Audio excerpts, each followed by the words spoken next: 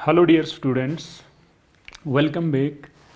अब मैं आपको यहाँ पर मेल रिप्रोडक्टिव सिस्टम का पार्ट 2 लेके हाजिर हूँ।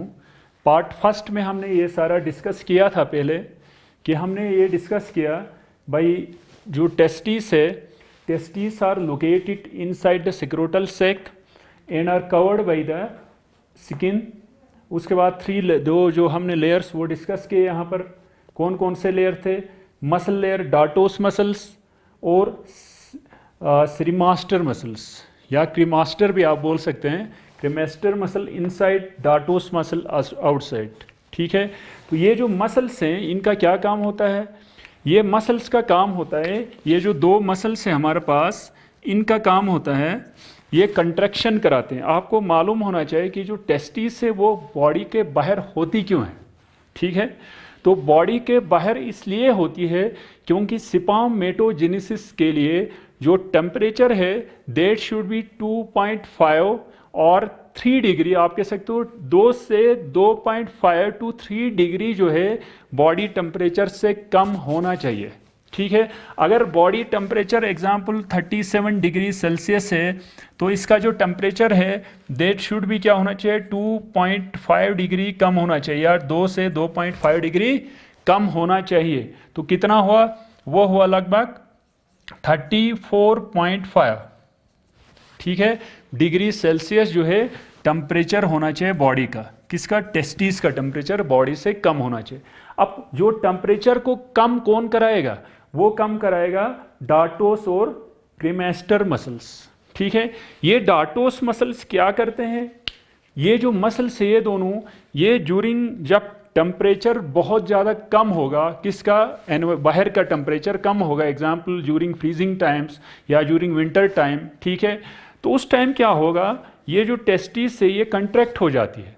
ठीक है, ये जो डार्टोस मसल्स हैं और क्रीमास्टर मसल ये कंट्रैक्ट होते हैं। ये क्या होंगे? यहाँ से ऐसे कंट्रैक्ट होंगे। कंट्रैक्ट होने से सीधी सी बात है, ये जो टेस्टिस हैं that will be push towards the abdominal cavity. ठीक है, यहाँ से क्या होगा? टेस्टिस जो है पुश होंगी और they will lie against the abdominal wall. ठीक है, एब्डोमिनल कैविटी के अगेंस्ट, वॉल के अगेंस्ट क्या होंगी? ये चिपक जाएंगी टेस्टिस। ठीक है, तो उसकी वजह से क्या होगा? जो टेस्टिस जब चिपक जाएंगी तो सीधी सी बात है बॉडी का टेम्परेचर जो है उसको गर्म करेगा। ठीक है, जो टेम्परेचर बहुत ज़्यादा डाउन हुआ था उस टेम्परेचर को, वो टेम्परेचर क्या होगा? टेस्टिस में थोड़ा सा बढ़ जाएगा और नॉर्मल टेम्परेचर 34.5 डिग्री आएगा टेस्टिस का। ठीक है, उसके बाद अब देखो, जब ये सपोज टेम्परेचर ये हो गया ड्यूरिंग विंटर्स में क्या होती है? ये मसल्स जो है कंट्रैक्ट होते हैं और दे पुश द टेस्टिस। क्या करते हैं? Push the testis against body wall, against body wall. ठीक है, अब ड्यूरिंग समर्स जब टेम्परेचर बहुत ज़्यादा बढ़ जाता है उस टाइम क्या होगा? उस टाइम ये जो मसल्स है हमारे पास, डार्टोस और क्रीमास्टर मसल्स, द मसल्स रिलैक्स। वो क्या होंगे? रिलैक्स होंगे। ठीक है, मसल्स रिलैक्स होने की वजह से क्या होंगी? The testis will come into the, कहां पर? सेक्रोटल सेक। सेक्रोटल सेक में वापस आएंगे और जो सेक्रोटल सेक है वो स्मूथ हो जाता है। क्या होता है? वो सेक्रोटल सेक स्मूथ हो जाता है। उसकी वजह से बॉडी का टेम्परेचर फिर से क्या होगा? पहले बढ़ गया था, अब वो टेम्परेचर नॉर्मल होता है, मीन्स थोड़ा सा घट जाता है। ठीक है, थोड़ा सा क्या होगा? वो टेम्परेचर नॉर्मल हो जाएगा, है ना। और देखो कुछ भी हो जाए, टेम्परेचर 34.5 डिग्री मीन्स 2 से 2.5 डिग्री सेल्सियस कम होना जरूरी है। एक चीज, ये चीज हमने पहले डिस्कस नहीं किया था क्योंकि पार्ट सेकंड में मैं आपको सिर्फ फंक्शंस बताऊंगा। पार्ट फर्स्ट में मैंने स्ट्रक्चर बताया आपको, पार्ट सेकंड में फंक्शंस बताऊंगा। ठीक है, तो ये हो गया एक तो हमारे पास सेक्रोटल सेक की बात। दूसरा हमने यहाँ पर टेस्टिस में पढ़ा कि भाई टेस्टिस में क्या होते हैं? 3 लेयर्स होती है। 3 लेयर हमने डिस्कस किया।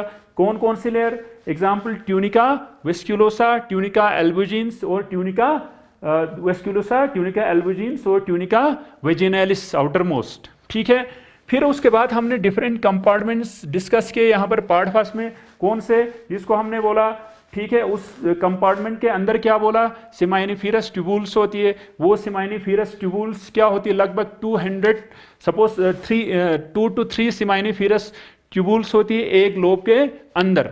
ठीक है, वो सिमाइनिफेरस ट्यूबुल्स के बीच में कौन से सेल्स होते हैं, उन सेल्स को हमने बोला सर्टोली सेल्स या इंटरस्टिशियल सेल्स बोला। ठीक है जी, हाँ, उनको हमने सर्टोली सेल्स बोला है, ये मत लिखो यहां पर, सर्टोली सेल्स। ठीक है, फिर उसके बाद वो सर्टोली सेल्स का काम क्या था, उन सर्टोली सेल्स का काम होता है नरिशमेंट प्रोवाइड करना, न्यूट्रिएंट्स प्रोवाइड करना। ठीक है, nourishment to the growing spermatozoa, growing spermatozoa को नरिशमेंट प्रोवाइड करता है कौन, सर्टोली सेल्स। ठीक है, उसके बाद एक और टाइप ऑफ सेल हमने यहां पर डिस्कस किया, उन सेल्स का नाम हमने क्या बोला, उन सेल्स का नाम बोला लैडिक सेल्स। ठीक है, उन सेल्स का क्या काम होता है, ये लैडिक सेल्स का काम होता है, these are located between the, किसके बीच में, सिमाइनिफेरस ट्यूबुल्स के बीच में मौजूद होते हैं, इनका उनके दरमियान मौजूद होते हैं। उनका काम होता है दे प्रोड्यूस एन एंड्रोजन, क्या प्रोड्यूस करती है, दे प्रोड्यूस एंड्रोजन और टेस्टोस्टेरोन, टेस्टोस्टेरोन हार्मोन ये प्रोड्यूस करती है। कौन प्रोड्यूस करता है, लैडिक सेल्स। ठीक है, तो टेस्टोस्टेरोन को हम क्या बोलते हैं, androgen means male hormone, males में रिलीज होता है। इसका काम होता है first of all it causes spermatogenesis, क्या कराता है, spermatogenesis and development of sexual characters in males, males में सेक्सुअल कैरेक्टर्स को डेवलपमेंट करने में ये मदद करता है। कौन, टेस्टोस्टेरोन हार्मोन। ठीक है, इसके बारे में, इसको कौन कंट्रोल करता है, कहां से कौन कंट्रोल करता है, वो अभी हम थोड़ा सा बाद में डिस्कस करेंगे। फिर उससे पहले एक और चीज, थोड़ा सा हम स्ट्रक्चर में जाएंगे। ठीक है, स्ट्रक्चर में ये आपने यहां पर देखा कि भाई सिमाइनिफेरस ट्यूबुल्स का क्या काम होता है, स्पर्मेटोजेनेसिस होता है उसके अंदर। स्पर्मेटोजेनेसिस में कौन मदद करता है, टेस्टोस्टेरोन, और सर्टोली सेल्स जो है इसमें क्या करते हैं, ऐड करते हैं दोनों। ठीक है, स्पर्मेटोजेनेसिस जो है टेस्टोस्टेरोन हार्मोन की वजह से होता है, और सर्टोली सेल्स इसको नरिशमेंट प्रोवाइड करती है। उसके बाद ये जो सिमाइनिफेरस ट्यूबुल्स आगे जाकर रीड टेस्टिस में मिलती है, रीड टेस्टिस से फिर कहाँ जाती है, वाजा एफरेंशिया में, वाजा एफरेंशिया से फिर highly coiled tube known as vas deferens, sorry this epididymis.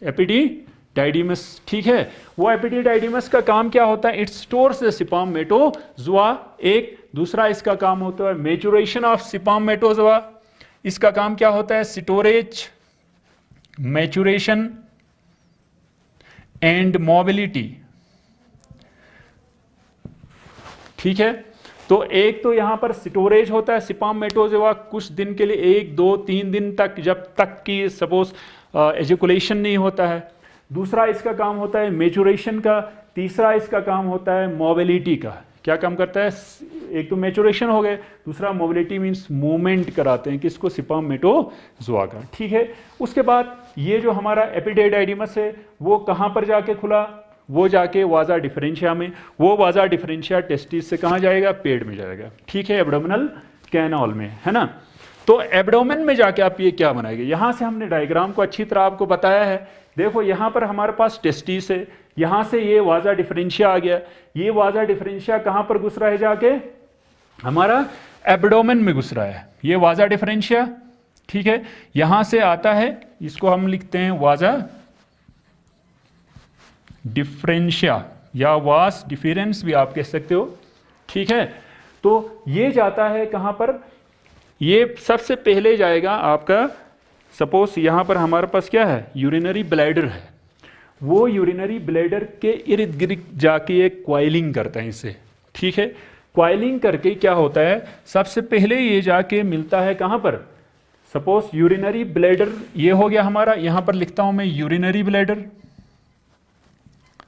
ठीक है, यूरिनरी ब्लैडर के जस्ट नीचे जो ओपनिंग है जिसको हम बोलते हैं यूरिटर, है ना, वहां पर यूरिटर में जाके ये खुलता है। ठीक है, तो यूरेटर में कैसे खुलता है, एक तो इसका ओपनिंग आ गया किसका, वाजा डिफरेंशिया का। दूसरा यहाँ पर कुछ हमारे पास फीमेल एक्सेसरी ग्लैंड्स होते हैं, मेल एक्सेसरी ग्लैंड्स होते हैं। वो कौन कौन से ग्लैंड्स हैं मेल एक्सेसरी ग्लैंड्स, यहाँ पर मैंने पहले ही लिखा था, सिमाइनल वेजिकल, एक प्रोस्टेट ग्लैंड, दो बुल्बो यूरिथ्रल ग्लैंड या इसको हम बोलते हैं कॉपर्स ग्लैंड, कॉपर्स ग्लैंड बी बोलते हैं इसको, ठीक है।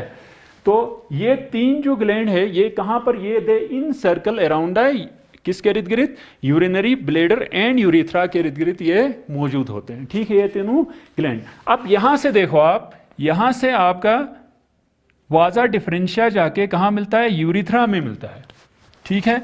ये हो गया हमारा यूरिथ्रा।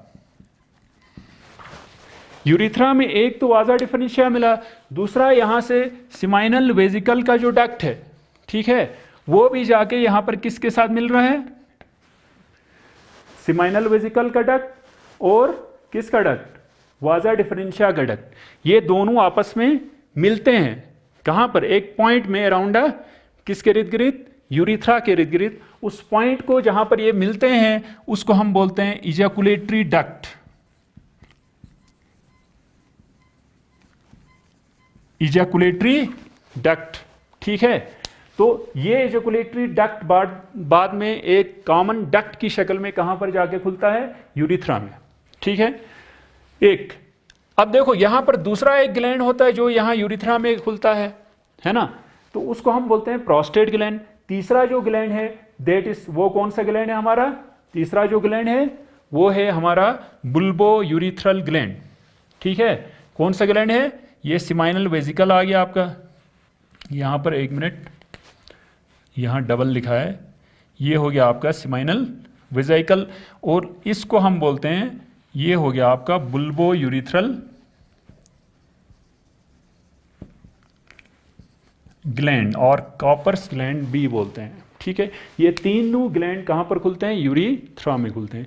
एक तो यहां से हमारा वाजा डिफरेंशिया खुलता है यूरिथ्रा में, दूसरा आप देख सकते हो यहां से यूरिटर आ रहा है, किडनी है, यहां पर दो किडनीज हैं, दो किडनी में से दो यूरिटर आके कहां पर खुल रहे हैं, यूरिटर्स यूरिनरी ब्लेडर में, ठीक है। तो इसका मतलब यूरिनरी ब्लेडर से यहां पर क्या है, यूरिटर यहां खुलता है यूरिनरी ब्लेडर में, और यूरिनरी ब्लेडर ओपन होता है यूरिथ्रा में, ठीक है। मींस यहां से यूरिन भी आ रहा है ना, और यहां से सीमन भी यहीं पर आ रहे हैं, क्या आ रहे हैं, सीमन भी इसी ओपनिंग में आ रहे हैं, इसीलिए इस ओपनिंग को, यूरिथ्रा को हम दूसरा नाम देते हैं और यूरिनोजेनिटल डक्ट,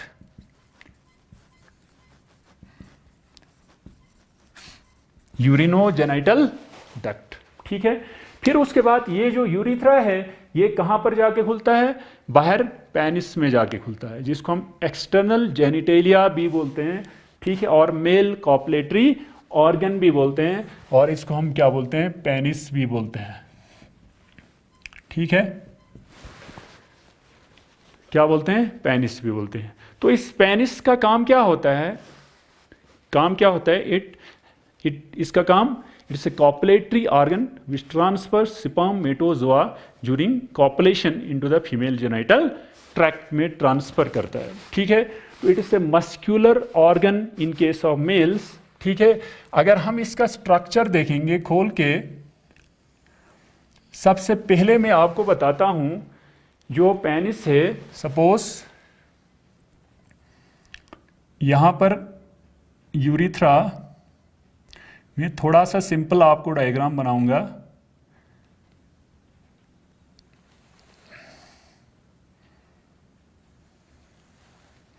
ये हो गया पेनिस, यहां से क्या आता है, ये हो गया यूरिथ्रा, ठीक है। तो पेनिस का सबसे ऊपर जो ये नीचे वाला पार्ट है, जो एलोंगेटेड पार्ट होता है, इसको हम क्या बोलते हैं, शाफ्ट, ठीक है। बीच वाला पार्ट को हम क्या बोलते हैं, नेक बोलते हैं या कोरोना बोलते हैं, और इसको नेक भी कहा जाता है, ठीक है। जो सबसे ऊपर वाला पार्ट है उसको हम बोलते हैं ग्लांस पेनिस, उसको क्या बोलते हैं, ग्लांस पेनिस बोलते हैं। ठीक है, अब जो शाफ्ट ये किस चीज़ का बना होता है, it's muscular structure. It means two types of, यहाँ पर दो टाइप ऑफ टिश्यू मौजूद होते हैं। एक को हम क्या बोलते हैं, दो टाइप ऑफ मसल्स, एक को हम बोलते हैं, ये दो टाइप ऑफ मसल, एक को कहते हैं कॉर्पोरा कैवर्नोसा या कॉर्पस कैवर्नोसम। ठीक है, दूसरे को हम बोलते हैं कॉर्पस स्पॉन्जियोसम। ठीक है, कॉर्पस स्पॉन्जियोसम। और यही कॉर्पस स्पॉन्जियोसम में क्या होता है, इसमें आपका यूरिथ्रा जो है ओपन होता है। ठीक है, अब ये जो मसल्स हैं, ये मसल्स कार्पोरा कैवर्नोसा जो है ये साइड्स में मौजूद होता है, पेनिस के लेटरल साइड में मौजूद होता है। ठीक है, और कॉर्पस स्पॉन्जियोसम है ये आगे एक्सटेंड होके कहाँ पर जाता है, ग्लांस पेनिस तक पहुँचता है। ठीक है, up to the glans penis. और यही कॉर्पस स्पॉन्जियोसम ग्लांस पेनिस में जाके एक लूज कवरिंग बनाता है। क्या बनाता है, एक बल्जिंग स्ट्रक्चर बनाता है जिसको हम बोलते हैं ग्लांस पेनिस। क्या बोलते हैं, ग्लांस पेनिस। ठीक है, देखो पूरा जो स्पाम है उसके इर्द गिर्द स्किन से कवरिंग होता है, स्किन का कवरिंग। ठीक है, लेकिन अगर आप ग्लांस पेनिस में देखोगे वहां पर जो स्किन है वो लूज होता है थोड़ा सा। ठीक है, वो सपोज थोड़ा मूवमेंट शो करता है, लूज होता है। उसको हम क्या बोलते हैं यहाँ पर, उसको हम बोलते हैं फोर स्किन। क्या बोलते हैं उसको हम यहाँ, उसको बोलते हैं फोर, थोड़ा सा यहाँ से लूज कवरिंग होता है, उसको फोर स्किन बोलते हैं। ठीक है, या प्रेप्यूस भी बोलते हैं। क्या बोलते हैं, और प्रेप्यूस। याद रखना, ये जो प्रेप्यूस है, फोर स्किन है, that is remove it in the children. ठीक है, उनको बच्चों में क्या करते हैं हम लोग, रिमूव करते हैं। इन केस ऑफ सपोज मुस्लिम्स हैं, जीव्स हैं, क्रिश्चियंस हैं, वो क्या करते हैं, उसको रिमूव करते हैं बच्चों में, आपने देखा होगा। ठीक है, तो उस रिमूवल को हम क्या कहते हैं, सर्क्यूमसीशन। उस ऑपरेशन को हम कहते हैं सर्क्यूमसीजन।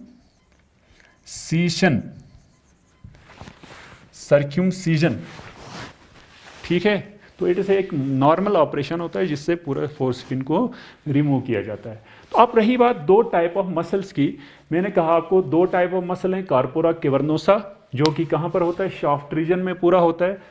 ठीक है, और कॉर्पस स्पॉन्जियोसम ये आगे भी एक्सटेंड होके क्या बनाता है, एक लूज कवरिंग बनाता है, एक बल्जिंग स्ट्रक्चर बनाता है इसमें पेनिस में, जिसको हम क्या बोलते हैं, उसको हम कहते हैं ग्लांस पेनिस। ठीक है, और ग्लांस पेनिस में एक फोर स्किन होता है, प्रेप्यूस से होता है, जिसको रिमूव किया जाता है।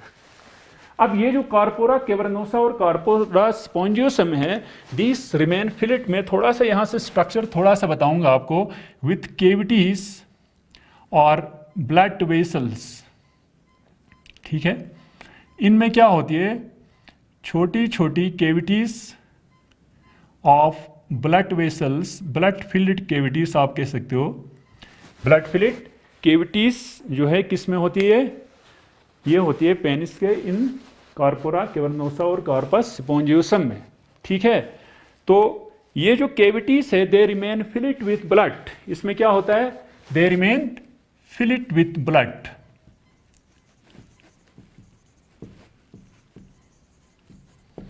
ठीक है, तो ये ब्लड फिल्ड कैविटीज होती है। अब देखो इनका फंक्शन क्या होता है, इनका फंक्शन होता है कंट्रैक्ट होते हैं मसल्स और रिलैक्स होते हैं। ठीक है, अब याद रखना, ड्यूरिंग सेक्सुअल स्टिमुलेशन क्या होगा, सेक्सुअल स्टिमुलेशन में के दौरान,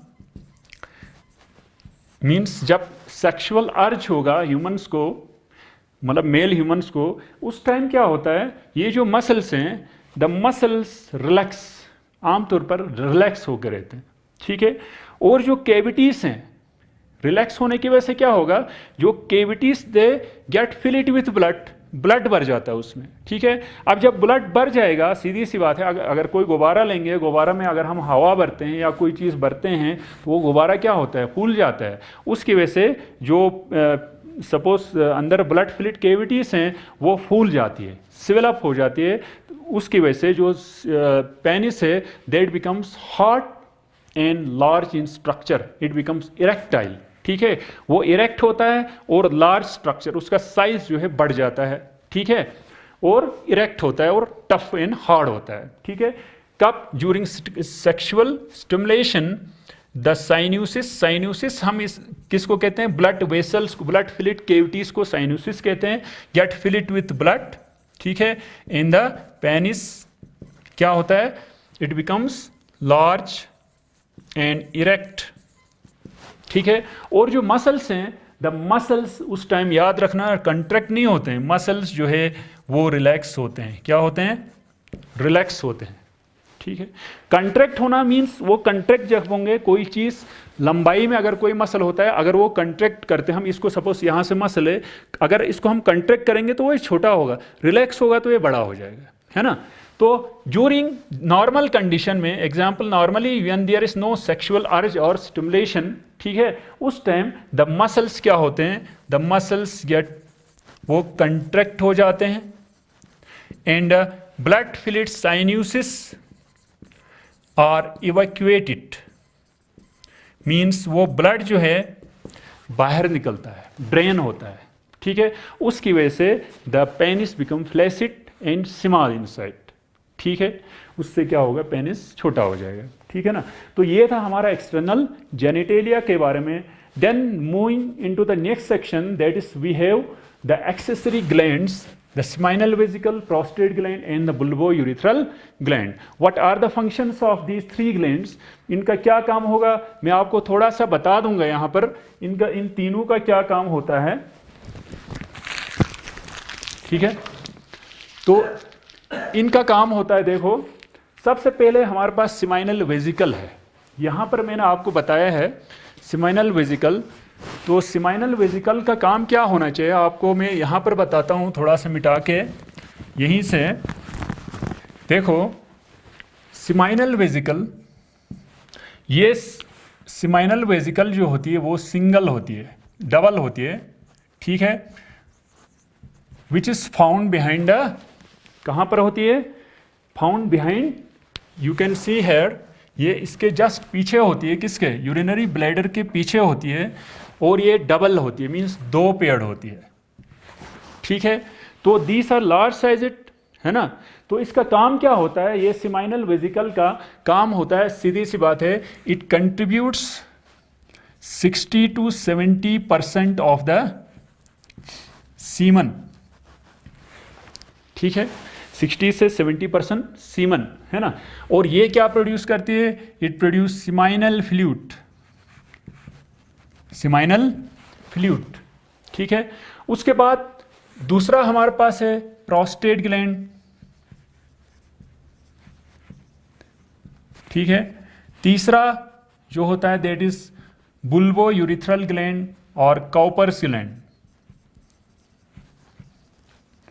ये तीनों जो ग्लैंड्स हैं, ये जो प्रोस्टेट ग्लैंड है दैट इज 1 in नंबर, ये एक ही होता है, ठीक है, just at the proximal end of the, कहाँ पर, ये प्रॉक्सिमल एंड में होता है, किसका, यूरिथ्रा का, ठीक है।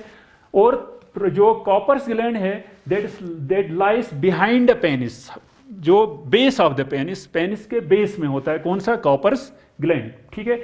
ये तीनों मिलके क्या करते हैं, ये तीनों मिलके सीमन प्रोड्यूस करते हैं, ठीक है, ये तीनों मिलके सीमन प्रोड्यूस करते हैं। और जो सीमन होता है, याद रखो, सीमन क्या है, इट इज द सेक्रीशन, क्या, सिमाइनल, सपोज जो फ्लूइड है तो it is the secretion of accessory glands. Semen क्या होता है, it is the secretion of accessory glands plus sperm, plus sperm, ठीक है। सो इसके अंदर होता क्या है, इसके अंदर सिमाइनल, सीमन के अंदर सिपाम होता है और सीमन होता है। ठीक है, सीमन क्या होता है? एक्सेसरी ग्लैंड का सिक्रीशन। एग्जाम्पल यहाँ पर होगा प्रोस्टेटिक फ्लूइड, है ना। तो कॉपर्स ग्लैंड से भी थोड़ा बहुत फ्लूइड निकलता है। उसका क्या काम होता है? उसका काम होता है लुब्रिकेशन करना। क्या करना? लुब्रिकेशन कराता है, मीन्स गीला कराता है। ठीक है, क्या होता है? ये गीला कराता है। क्या गीला कराता है? ड्यूरिंग कॉपुलेशन, कॉपुलेशन में के दौरान जब कॉपुलेशन होता है, मीन्स मेल और फीमेल कॉपुलेशन होता है, उस टाइम जो पेनिस में आगे थोड़ा सा फ्लूइड निकलता है, जिसको एक लुब्रिकेंट निकलता है, जो सपोज ड्यूरिंग लुब्रिकेट कराता है और इंसर्शन में हेल्प करता है। ठीक है, तो प्रोस्टेट ग्लैंड, प्रोस्टेटिक फ्लूइड निकलता है ना। और प्रोस्टेटिक फ्लूइड में क्या होता है मैं आपको अभी बताता हूं। सबसे पहले सीमाइनल फ्लूइड में क्या क्या होता है। ठीक है, उसमें हमारे पास क्या है? सीमन में पहला जो होता है that is sugar fructose, monosaccharide fructose. ठीक है, तो फ्रक्टोस क्या काम करेगा? It provides energy to the growing, means nutrition to the growing spermatozoa. ये न्यूट्रिशन प्रोवाइड करता है। ठीक है, दूसरा इसमें क्या होता है? अगेन वी हैव कुछ हमारे पास इंजाइम्स, जिसको हम बोलते हैं प्रोस्टाग्लैंडिन्स। ठीक है, ये प्रोस्टाग्लैंडिन का काम क्या होता है? दे stimulate the female genital tract for contraction. ये क्या कराते हैं? They cause, in short, they cause contraction of the female genital tract. ठीक है, when the spermatozoa moves into the female genital tract, the female genital tract undergoes contractile movement, means वो क्या होता है? पेरिस्टेल्टिक वेव ऑफ कंट्रैक्शन होता है, उसमें नीचे से ऊपर की तरफ ऐसे कंट्रैक्ट होता है। For example, you might have heard about the peristaltic wave of contraction in case of oesophagus during swallowing। ठीक है, when we take the food, the esophagus contracts, ठीक है, through peristaltic wave of contraction and the food is pushed into the stomach, है ना। तो ये आपने पढ़ा। ऐसे ही एक केस होता है यहाँ पर, जिसकी कंट्रैक्शन होने से फीमेल जेनाइटल ट्रैक्ट, जो स्पर्मेटोजोआ है, वो ऊपर की तरफ मूवमेंट करता है। ठीक है, ऊपर की तरफ। तो ये हो गया हमारा प्रोस्टाग्लैंडिन्स का काम, है ना। तीसरा हमारा जो सीमन की बात बोल रहा हूं मैं, ओवरऑल सीमन में और जो हमारे पास कुछ फ्लूइड्स होते हैं। तीसरा example we have citrates and zinc which are contributed by prostate gland specially. ठीक है, तो प्रोस्टेट ग्लैंड क्या कंट्रीब्यूट करता है सीमन में? सिट्रेट और जिंक जो है कंट्रीब्यूट करता है। ठीक है, और ये भी, इसको सिट्रेट्स क्या करते हैं? ये कंट्रैक्शन में मदद करते हैं, और ये सिट्रेट्स जो है इसको स्मूथ पसेज में जो है मदद करते हैं और न्यूट्रिएंट्स प्रोवाइड करते हैं। ठीक है, वो मैं आपको बता दूंगा नेक्स्ट क्या होता है इसमें। चौथा पॉइंट जो है वो क्या होता है? वो होता है हमारे पास लुब्रिकेंट। ठीक है, और पांचवा lubricant contributed by Cowper's gland. And then we have fifth क्या है? बाइकार्बोनेट। Example HCO3, bicarbonate. तो bicarbonate is contributed again by the seminal fluid. ये कौन कंट्रीब्यूट करता है? Again by the seminal fluid, this seminal fluid from the seminal vesicle. ठीक है, तो इसका काम क्या होता है? सीमाइनल वेसिकल से बाइकार्बोनेट काजेस, ये एक अल्कलाइन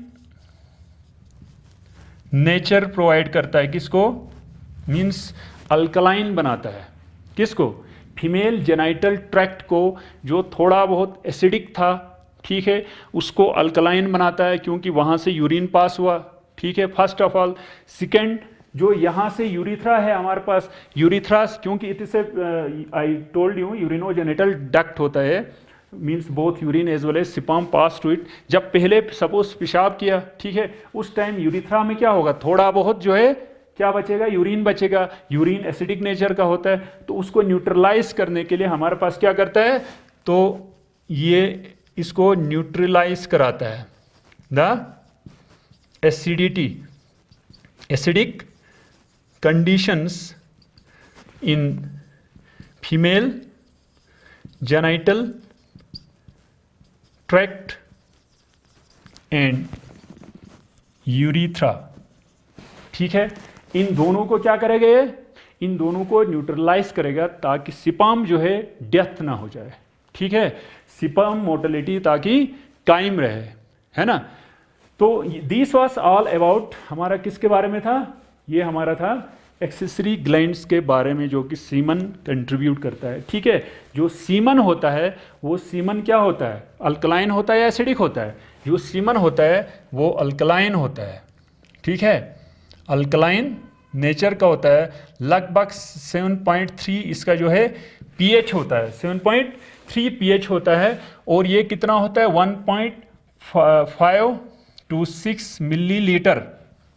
ठीक है, कितना होता है, 1.5 to 6 मिलीलीटर जो है सीमन एक एजुकुलेशन में प्रोड्यूस होता है, सिंगल एजुकुलेशन में।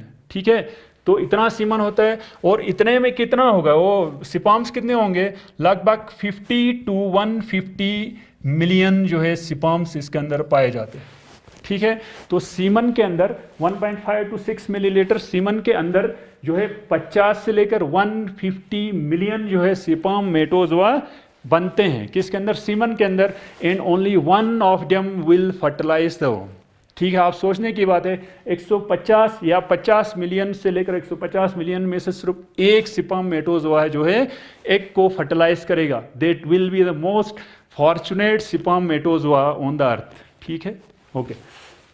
सो moving to the next topic, we have the secretion of these prostate glands and Leydig cells। ठीक है, टेस्टोस्टेरोन जो हार्मोन है वो किससे रिलीज होता है और सर्टोली सेल्स का काम क्या होता है। ठीक है, उससे पहले मैं आपको बता दूंगा कि हार्मोनल कंट्रोल कैसे होता है,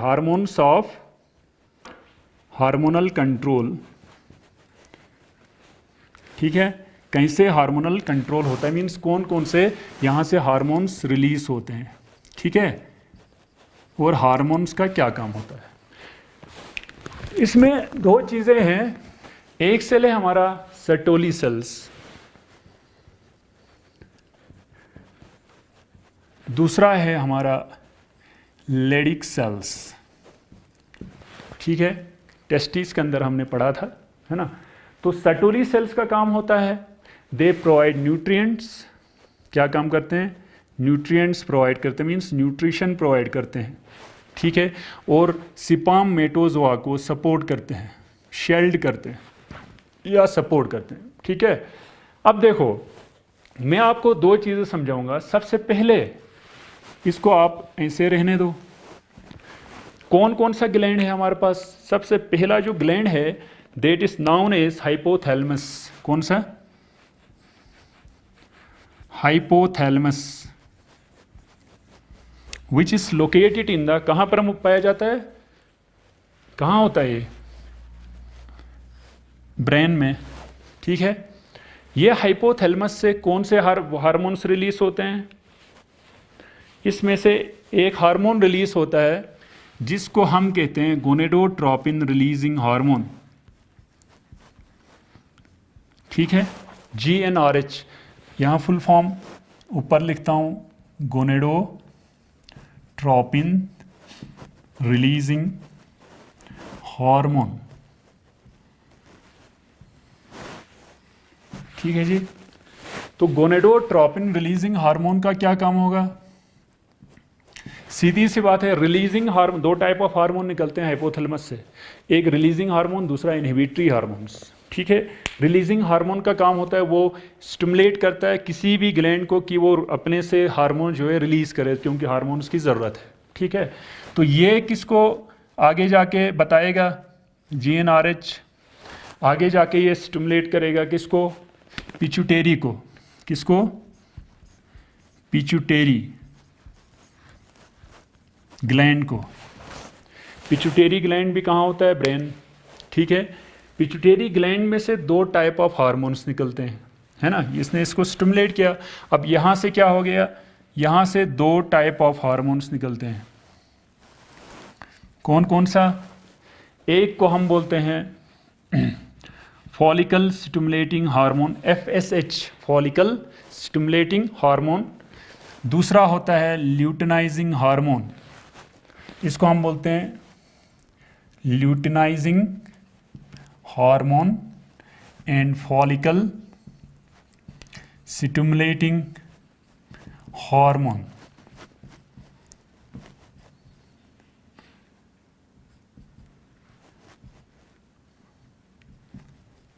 ठीक है जी।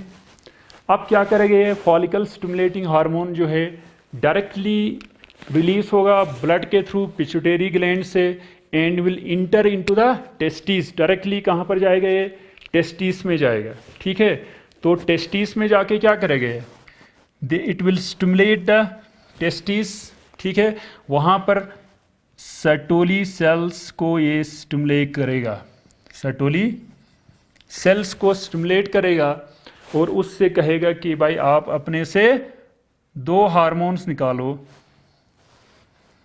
ठीक है, 2 फैक्टर्स, एक को इनहिबिन हार्मोन हम कहते हैं, क्या कहते हैं, इनहिबिन। ठीक है, दूसरे को हम क्या बोलते हैं, वो यहां से आपको पता चलेगा। चलो यहीं लिखता हूं, एंड्रोजन बाइंडिंग प्रोटीन। एक प्रोटीन निकलता है जिसको हम बोलते हैं एंड्रोजन बाइंडिंग प्रोटीन। ठीक है, ये कहाँ से, सर्टोली सेल से।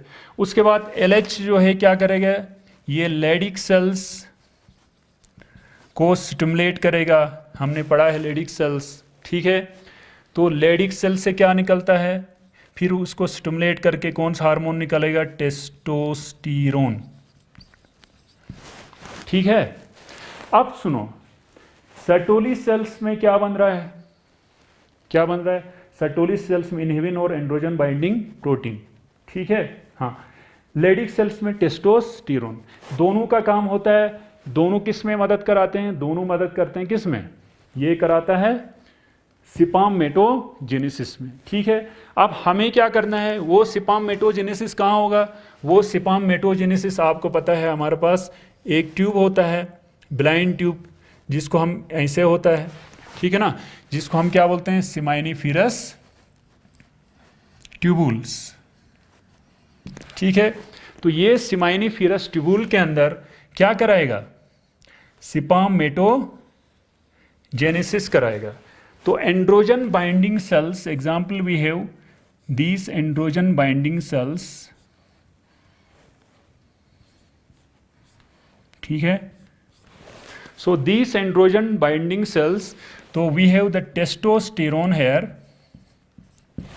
ठीक है, तो ये एंड्रोजन बाइंडिंग सेल का काम क्या होता है, it will attract the testosterone into the seminiferous tubule. It means it will bring the testosterone inside the seminiferous tubules। ठीक है, टेस्टोस्टेरोन कहाँ बनता है, ये लेडिक सेल में है। ये एंड्रोजन बाइंडिंग प्रोटीन कहाँ है, ये सर्टोली सेल से। तो ये सर्टोली सेल से टेस्टोस्टेरोन को अपनी तरफ अट्रैक्ट करेगा। ठीक है, फिर ये टेस्टोस्टेरोन और एंड्रोजन बाइंडिंग सेल्स दोनों कहाँ पर हैं, अब इनको सिमाइनिफेरस ट्यूबुल में दोनों को साथ मिलाएगा। मीन्स टेस्टोस्टेरोन और एंड्रोजन बाइंडिंग प्रोटीन जो है उसको अट्रैक्ट करके कहाँ पर पहुँचाएगा, इसको यहाँ पर, तो इसको कहाँ पहुँचाएगा, सिमाइनिफेरस ट्यूबुल के अंदर। ठीक है, तो इस सिमाइनिफेरस ट्यूबुल के अंदर क्या होगा, स्पर्मेटोजेनेसिस होगा। क्या होगा, स्पर्मेटोजेनेसिस होगा। ठीक है, अब देखो, एक ये इसका काम आपको मालूम हो गया, एंड्रोजन बाइंडिंग प्रोटीन का क्या काम होता है। ठीक है, दूसरा एक हार्मोन होता है जिसको हम बोलते हैं इनहिबिन। ठीक है, ये हो गया प्रोटीन, ये हो गया इनहिबिन हार्मोन, है ना।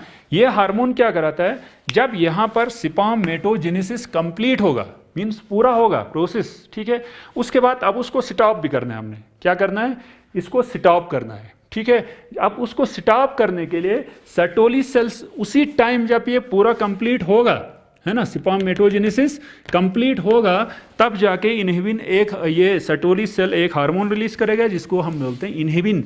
इनहिबिन का काम क्या होगा, ये रोक देगा, मींस ये सेमाइनिफेरस ट्यूबुल से कहेगा कि आप जो है इसको रोक दो, है ना, यानी मतलब ये किसको कहेगा, ये जो है हाइपोथैलेमस से कहेगा। किससे कहेगा, ये हाइपोथैलेमस से कहेगा कि ये रिलीज होगा, यहाँ कहेगा कि आप GnRH को रोको, गोनेडोट्रोपिन रिलीजिंग हार्मोन को रोको, क्योंकि यहाँ पर स्पर्मेटोजेनेसिस जो है कंप्लीट हो चुका है। जब GnRH रिलीज नहीं होगा तब ये हार्मोन्स भी रिलीज नहीं होंगे, तब क्या होगा, spermatogenesis will be stop it. ठीक है, तो इसका काम होता है इट इनहेबिट्स, क्या करता है, ये इनहेबिट करता है, इनहिबिन मीन्स इनहेबिट करता है the release of GnRH from the hypothalamus. It means it stimulates the hypothalamus to stop the release of GnRH। ठीक है, तो ये इसको हम क्या बोलते हैं, इसको बोलते हैं नेगेटिव फीडबैक। क्या हो गया, ये हो गया नेगेटिव माइनस। ठीक है, तो यहाँ दो प्रोसेस होते हैं, एक पॉजिटिव फीडबैक है, दूसरा है नेगेटिव फीडबैक। ठीक है, तो पॉजिटिव फीडबैक जो है यहाँ से इस साइड से पॉजिटिव फीडबैक हो रहा है ना, तो यहाँ मीन्स टेस्टोस्टेरोन रिलीज हुआ, रिलीज जब तक ये है तो तब तक इसको पॉजिटिव फीडबैक मिल रहा है। क्या मिल रहा है, पॉजिटिव फीडबैक मिल रहा है। जब ये सपोज पूरा कंप्लीट होगा, कौन, जब तक ये स्पर्मेटोजेनेसिस चल रहा है तब तक पॉजिटिव फीडबैक है, जब ये स्टॉप होगा तब जाके इसको नेगेटिव फीडबैक होगा। इसको हम बोलते हैं पॉजिटिव एंड नेगेटिव फीडबैक। ठीक है, तो ये हो गया हमारा स्पर्मेटोजेनेसिस कहाँ पर और कैसे होता है, और इसमें हार्मोन्स का क्या अहम रोल होता है, हाइपोथैलेमस का क्या काम होता है, पिट्यूटरी ग्लैंड का क्या काम होता है, और ये कहाँ पर स्पर्मेटोजेनेसिस होता है। ठीक है, और इसका पॉजिटिव और नेगेटिव फीडबैक कैसे होता है। ठीक है, तो होप आप इसको अच्छी तरह समझे होंगे। तो मेरी आपसे एक रिक्वेस्ट है, जब हम पढ़ाते हैं उस टाइम आप एक नोट या डायरी नीचे रखा करो और सारे पॉइंट्स को और स्ट्रक्चर को नोट डाउन करो और उसको अपनी बुक से कंपेयर करो और वहाँ पर नोट्स बनाओ, तब जाके आपको ये चीज़ ईजिली समझ में आएगा और आराम से याद रहेगा। ठीक है, तो that was all for the day. Thank you, have a nice day, शुक्रिया, वस्सलाम अलैकुम।